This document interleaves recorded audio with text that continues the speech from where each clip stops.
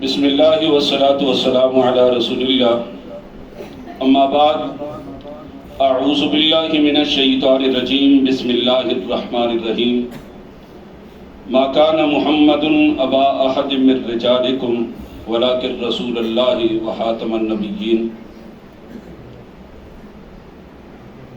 میرے انتہائی قابل قدر علماء کرام، ہماری آج کی محفل کے مہمان خصوصی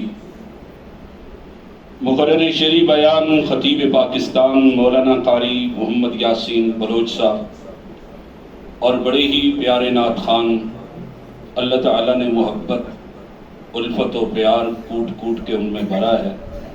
میری مراد میرے پیارے بھائی منشا قادری صاحب،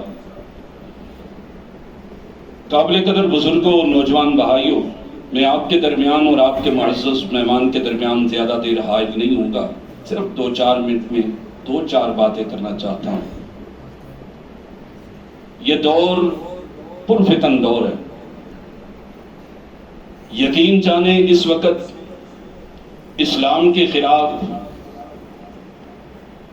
رقیق قسم کے حملے ہو رہے ہیں۔ سرعام دنیا اسلام کے اوپر حملے کرتی ہے، باریک قسم کے اعتراض اٹھاتی ہے، اور مسلمان نوجوان ان حملوں کی وجہ سے اسلام سے متنفر ہو رہا ہے۔ اکثریت ہمارے ایسے لوگ ہیں جو توحید کو اقرار کرنے کے باوجود الحاد کی طرف جا رہے ہیں۔ میں کل ایک بہت بڑے جید عالم دین ہیں، اہل حدیث نہیں، دوسرے مکتبہ فکر کے، ان کا بیٹا عالم دین ہے، میں نے اس کا ایک مختصر سا کالم پڑھا۔ وہ ایک ملحد آدمی کی، منکر حدیث کی تعریفیں کر رہا تھا۔ آج حالت اس قدر ابتر ہو چکی ہے، سرعام بھی کھلے عام بھی اصحاب پیغمبر کی دنیا تکفیر کرتی ہے۔ چوکوں میں بیٹھ کے، چوراہوں میں بیٹھ کے، جلسوں میں بیٹھ کے، مجلسوں کے اندر آ کے اصحاب پیغمبر پر اعتراض کیے جاتے ہیں، اصحاب پیغمبر کی تکفیر کی جاتی ہے، تنقید کی جاتی ہے، ان کے اوپر اعتراضات کیے جاتے ہیں۔ اصحاب پیغمبر پہ دنیا سوال اٹھا رہی ہے، اور پھر یہ عقیدہ ختم نبوت جو اسلام کی بنیاد ہے، اساس ہے عقیدہ ختم نبوت۔ کل تک دنیا کہتی تھی کہ آپ ختم نبوت کانفرنس کس لیے کرتے ہو؟ ایک تو ہم اس لیے کہتے تھے، میدانی عمل میں آتے تھے، ہم دنیا کو بتانا چاہتے تھے کہ ختم نبوت کے حقیقی وارث ہم ہیں، ہم حقیقی معنی میں ختم نبوت کے وارث ہیں۔ ہم نے مرزائیت کے خلاف بھی میدان عمل میں سب سے زیادہ کردار اہل حدیث نے ادا کیا ہے، اور پھر عقیدہ ختم نبوت کے تمام تر چور دروازے اگر کسی نے بند کیے ہیں تو اہل حدیث نے بند کیے ہیں، اور اہل حدیث کی سب سے زیادہ خدمات ہیں۔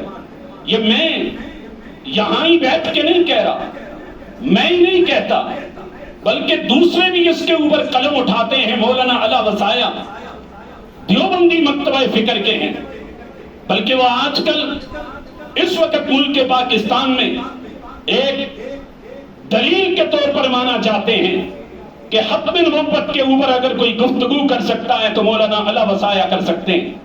مولانا علا وسایا نے کتاب لکھی ہے عقیدہ ختم نبوت کے اوپر، انہوں نے بھی اس میں تحریر کیا ہے کہ اہل حدیث کی تحریک ختم نبوت میں خدمات کو فراموش نہیں کیا جا سکتا۔ مولانا سلام اللہ امرسری نے بڑی خدمات اس کے اوپر پیش کی ہیں۔ تم تو وہ لوگ ہو کہ تمہارے اکابر نے اپنی بستیاں چھوڑی، اپنا گھر بار چھوڑا، اس عقیدے کے اوپر قربان ہو گئے۔ مرزائیت کو قبر تک بھی اگر کسی نے پیچھا کیا ہے تو تنہا اہل حدیث نے پیچھا کیا ہے۔ عقیدہ توحید کی دنیا منکر ہو رہی ہے۔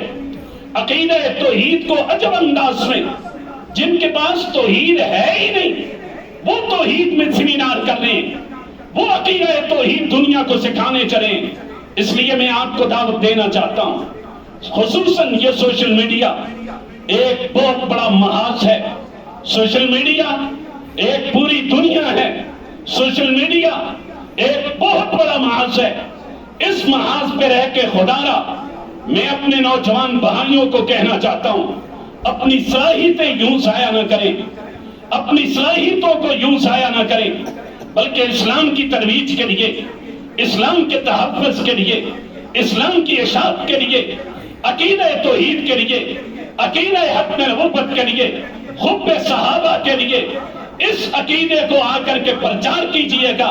آپ خود سپاہی بن کے کھڑے ہوں، آپ کی کوئی آئی ڈی کھولے، پتا چلے کہ واقعتاً یہ عقیدہ حق نبوت کا ماننے والا ہے، یہ عقیدہ توحید کا ماننے والا ہے، یہ تو نوجوان اصحاب پیغمبر سے محبت کرنے والا ہے۔ لیکن اس کے لیے اپنے آپ کو تمہیں ثابت کرنا ہوگا۔ یہ وقت اپنی چھوٹی چھوٹی چرپائیوں کے اوپر لڑنے کا نہیں ہے، اپنے چھوٹے چھوٹے معاملات اختلاف رکھنے کے نہیں ہے۔ دنیا کو دیکھو، دنیا کہاں پہنچ چکی ہے، دنیا کدھر چلی گئی ہے۔ اس لیے آئیے ہمارے قدم کے ساتھ قدم ملائیے۔ یہ ابتباد کی کانفرنس، سالانہ ختم نبوت کانفرنس جو ختم نبوت چوک میں ہوتی ہے، یہ سرفراز فاروقی کی کانفرنس نہیں ہے، یہ کسی ایک جماعت مرکزی جمعیت کی نہیں ہے، اہل حدیث یوتھ فورس کی نہیں ہے، بلکہ ہم جب چوراہے میں بیٹھتے ہیں دنیا کہتی ہے کہ اہل حدیث کی کانفرنس ہے، لوگ تمہیں دیکھنے کے لیے آتے ہیں، اہل حدیث کتنے ہیں، اہل حدیث کا نظم کیسا ہے، اہل حدیث عقیدہ حق نبوت کس انداز میں بیان کرتے ہیں۔ اس لیے میں آپ سے دعوت دینا چاہتا ہوں، آپ اپنے کام کے لیے ہر روز بازار جاتے ہیں، آپ خرچے کر کے جاتے ہیں، ٹائم ضائع کرتے ہیں، سیاسی مقصد کے لیے بھی، دنیا کے کسی مقصد کے لیے بھی، ایک دن عقیدہ حق نبوت کے لیے ابتباد آئیے گا، ایک دن عقیدہ حق نبوت کے لیے صرف کیجئے گا۔ اس دفعہ 7 ستمبر ہم نے اس لیے یہ دن رکھا، اگرچہ پنجاب میں بڑی کانفرنسیں ہیں، خطبہ کے ٹائم ملنے بڑے مشکل ہیں، بڑے بڑے پروگرام ہو رہے ہیں۔ 7 ستمبر یوم ختم نبوت ہے۔ 7 ستمبر 1974 کو پاکستان کی پارلیمنٹ نے قادیانیوں کو کافر اقلیت قرار دیا تھا۔ 7 ستمبر 1974، پھر 7 ستمبر 2024، 50 سال مکمل ہو چکے ہیں اس قانون کو پاس ہوئے۔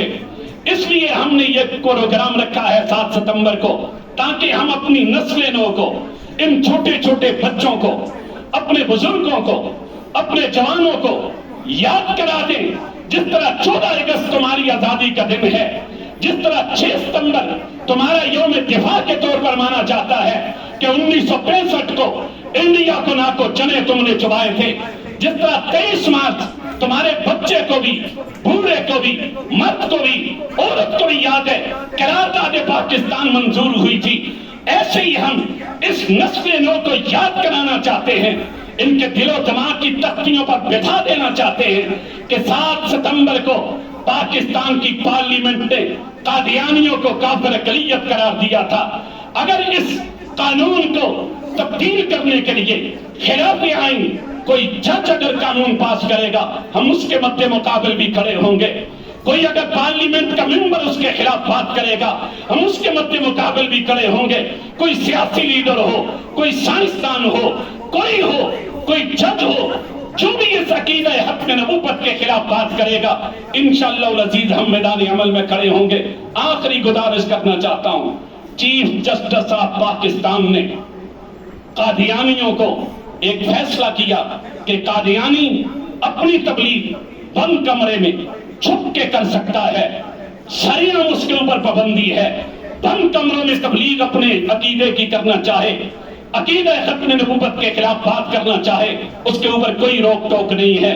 1 ماہ سے زیادہ عرصہ ہو چکا، ساری مذہبی جماعتیں میدان عمل میں ہیں، ساری سیاسی جماعتیں جو پارلیمنٹ میں موجود ہیں، وہ ساری کی ساری اس بیٹ پہ ہیں کہ یہ فیصلہ آئین کے خلاف فیصلہ تھا۔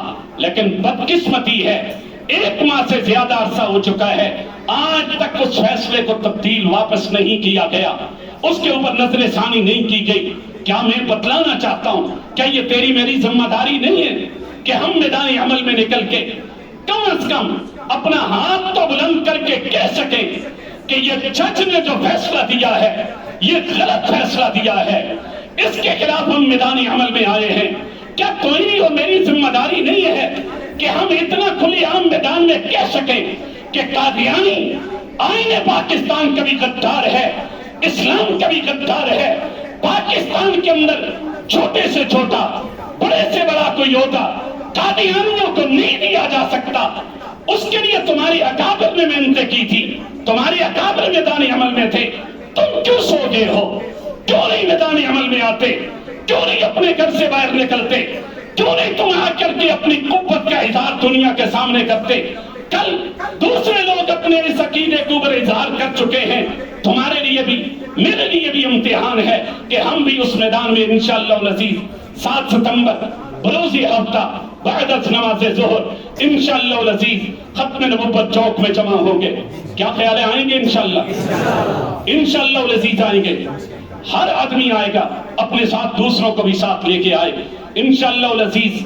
ہم اظہار کرنا چاہتے ہیں اپنی قوت کا بھی، اپنے عقیدے کا بھی، اپنی محبت کا بھی۔ اللہ میرا اور آپ کا حامی و ناصر ہو۔ میں اس امید کے ساتھ کھڑا ہوں کہ آپ انشاءاللہ ساتھ دیں گے۔ یقین جانیں بات لمبی ہو رہی ہے، میں آپ کے درمیان، انہوں نے بھی مغرب کے بعد دیوال میں بھی خطاب کرنا ہے۔ میں ہمیشہ صرف اہل حدیث کی نمائندگی کے لیے کھڑا ہوا ہوں۔